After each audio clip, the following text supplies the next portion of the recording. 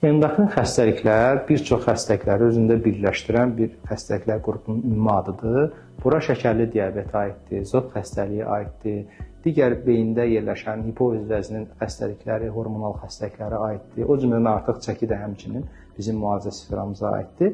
Konkretləşdirsək, məsələn, şəkərli diabetdən danışsaq, əgər bir insan tez-tez sidiyə gedirsə, ağzında qurumalar başlayırsa, maye qəbulu artıbsa, çəkisində dəyişiklik varsa səbəbsiz yerə, artıq şəkərli diabetdən şübhələnə bilərik və bu bunun klassik əlamətləridir. Amma nəzərə alsaq ki, şəkərli diabet birdən-birə formalaşmış, birinci prediabet dediyimiz şəkər meyilliyi mərhələsinə keçib, bu əlamətləri bəzən pasientlərimiz tam görməyə bilərlər. Amma ümumiyyətlə check-up müayinəsi mütləq aparılmalıdır. O cümlədən qanda şəkərin təyini, insülin dirənci dediyimiz şəkər meyilliyinin təyini aparılmalıdır.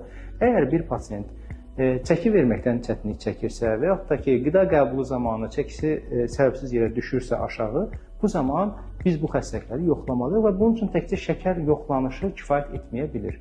Burada bir sıra yardımçı müayinələrimiz vardır, bunları aparırıq.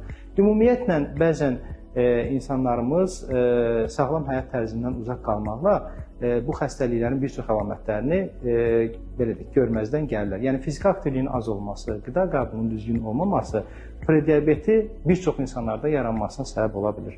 Ümumiyyətlə, mən istəyərdim ki, klassik əlamətlərdən yanı sıra xəstələrimiz yeməkdən sonra halsızlığın yaranmasına diqqət eləsinlər, köp, həzm problemləri yaşayırlarsa, əgər onların ailəsində irsi meyilliyi vardırsa diabetə, biraz ayıq-sayıq olsunlar, bu xəstəliyi müntəzəm yoxlatdırmadan çəkinməsinlər.